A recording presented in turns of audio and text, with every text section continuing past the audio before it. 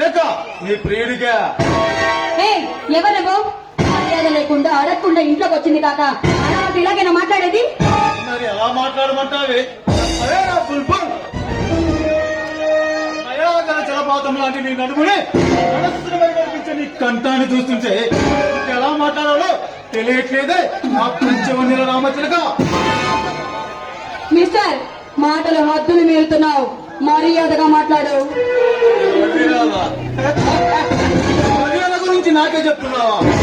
మర్యాదని 3 అక్షరాలు గాలి పేరు వింటే 3 మైళ్ళ దూరంలో ఉంటాయి.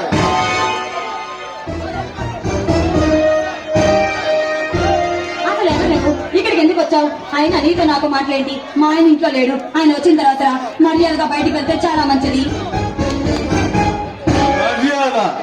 మర్యాద గురించి నాకే చెప్తున్నావే? మర్యాదని 3 అక్షరాలు ఈ ఖాళీ పేరు వింటే 3 మైళ్ళ దూరంలో ఉంటాయి.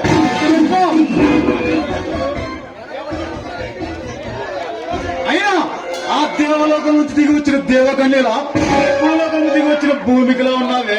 ఇల్లు వదిలిపెట్టి ఎలా వెళ్తా అనుకున్నావే? మిస్టర్ కాళీ, నీ కవిత్వం ఆపి ఇక్కడ నుంచి వెళ్తే చాలా బాగుంటుంది. మనస్సును మైమరిపించే కంఠాన్ని చూస్తుంటే నిన్ను వదిలి ఎలా వెళ్ళాలో తెలియట్లేదు నా బుల్బుల్. కాళీ, మా వారు వచ్చారంటే నీ అంతు చూస్తాడు. ఆయన రాకముందే ఇక్కడ నుంచి వెళ్ళిపోతే చాలా బాగుంటుంది. మీ వారు రావడానికి సమయం ఉందే నా బుల్బుల్. ఈలోపు నీ తీయని పెదాలపై తీసి పెట్టుకొని నిన్ను నీ కుటుంబాన్ని ఇట్లా చేద్దామని వచ్చానే.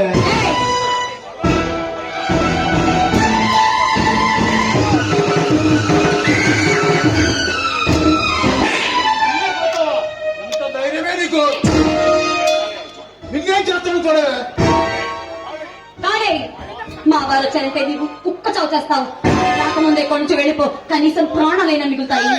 మీ వారు రావడానికి ఇంకా చాలా సమయం ఉంది నా బుల్బుల్.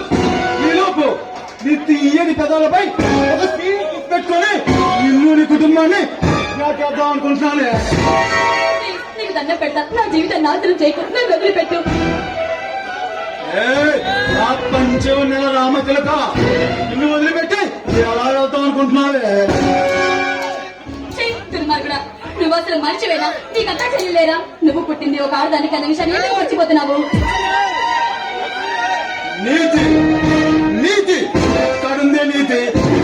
ప్రధాని ఇందిరాగాంధీని తన అంగరక్షకులు కాల్చి చెప్పినప్పుడు ఎక్కడుందే నీతి?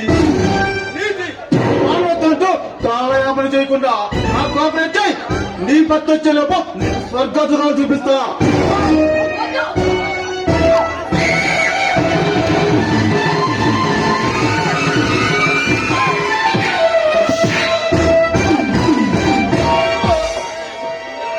ఎవరా నువ్వు? సీనంతా డిస్టర్బ్ చేశావు. ఎవల్లా ఇంటికెళ్ళేది ఎన్నలడుగో చెప్తాడు. ఇలాంటి వాళ్ళ అవినీతి పరుల గుండెలు చీల్చి చెండాలి అభిమన్యుడి వారసుని నాయకన్ హరిశ్చంద్ర ప్రసాద్